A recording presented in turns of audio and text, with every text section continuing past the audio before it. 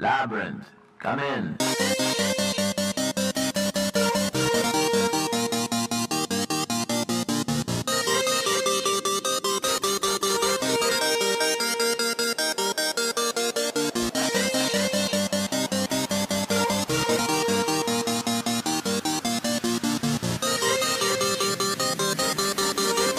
Alright, GIRO ROSA stage 7. I haven't covered this much. I'm going to have a video at the end which documents the whole race and exactly what happened.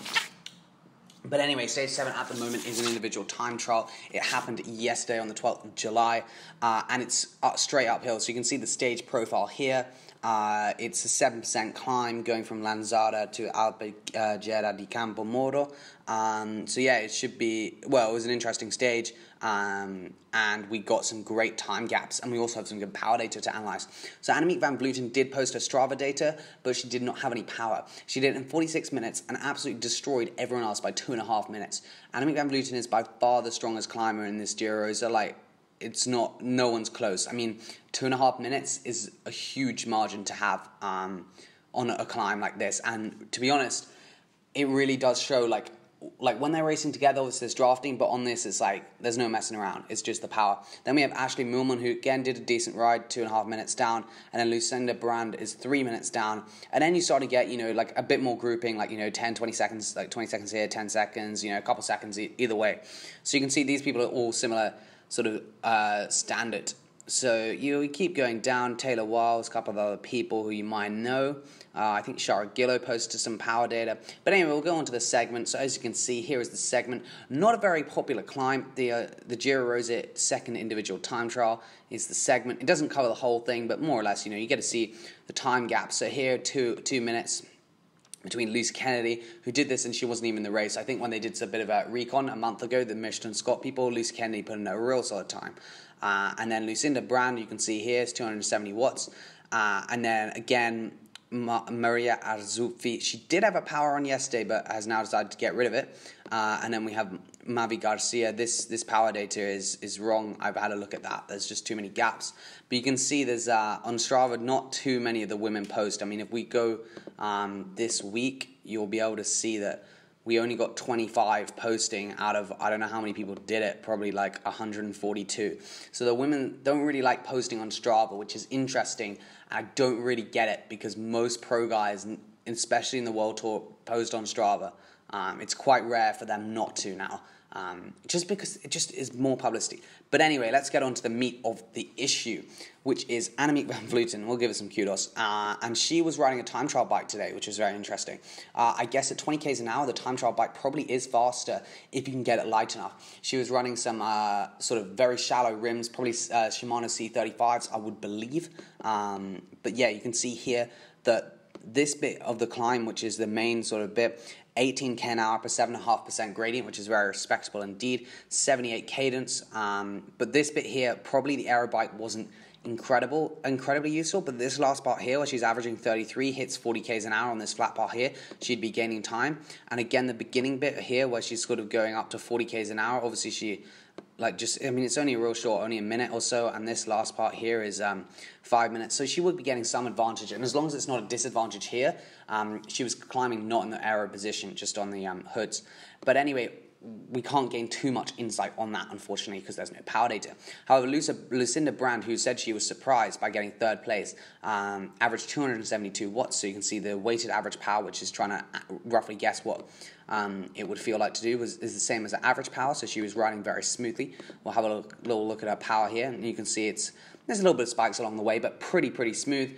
Nice acceleration to get up to speed, and then just settles into that rhythm and just bangs it out. I guess GPS error here, but yeah, so pretty solid. Now, the best thing with Lucinda Brand is that she's actually got all her data on here. So you can see her threshold is, so her best 20-minute power apparently is 290 watts, and her threshold is about 272, 273 watts, which for her weight is very impressive indeed. So for 45 minutes, she held 4.72 watts per kilo, which if we just get a bit of, 274 divided by 4.72, we can figure out her weight, which I believe will be a little less, 58 kilos. So then you can figure out what her FTP is. So we knew her FTP is about 272, so again, it's about 4.7 watts per kilo, her FTP. which is, again, very, very solid, all these numbers. And if we go in the watts per kilo chart, you'll be able to see that Lucinda Brand is one up there, especially considering this isn't which one? This one is the better one because it has basically higher numbers. The blue and pink one I don't rate really because it's just not the right one. So anyway, you can see here the top FTP is 5.7 watts per kilo for a female.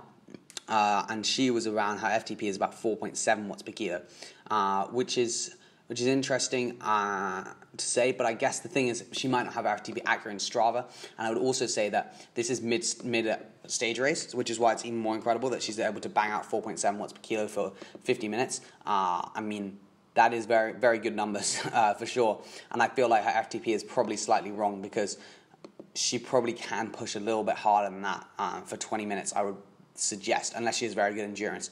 But anyway, maybe not. But it's interesting to see that, and then think about 4.7 watts per kilo, and then we do Annemiek van Vleuten, who beat her by a couple minutes easy. I put it in the bike calculator to see what watts they thought she'd be doing. It said about 353 watts. So again, get the old calculatore out. 353 divided by 62, which apparently is our weight, 5.7 watts per kilo, which then again seems pretty accurate, doesn't it? Because the world-class FTP is here, 5.7 watts per kilo. So this chart does seem relatively accurate, and it also does seem like there's not many people in between Annemiek van Vleuten. Maybe it's just this GIRO ROSA, but it is telling in the women's cycling that sometimes there's just such big gaps. And I'm not really sure exactly why that is. Obviously, there'll be a lot of speculation as to maybe it's to do with the team doctor and the drugs and everything else. I'm not going to say that, but all I'm saying is that it's not good that there is such a discrepancy, because it makes the racing is not as exciting, because you get 2.5 minute gaps on an individual time trial uphill. Imagine that if that happened in the men's peloton. Imagine if Chris Froome just put 2.5 minutes in a 45 minute time trial. That wouldn't happen. He might put half a minute maybe, or a minute, but the guys seem a lot more closely matched than the women's. Maybe it's also just because of the development and everything else and the teams, because some of them like Michelin Scott, they got money, but if you scroll down to some of the other ones, like Bizakaya, Durango, Ascari, Murias, I don't think they're going to have the same money as Michelin Scott. I mean, they might not even necessarily earn a full wage. But it is good to see that more women are posting that data on Strava and more power data. As I said before in a previous video when I was doing women's power data, there just isn't much out there. Really not much at all, which is unfortunate.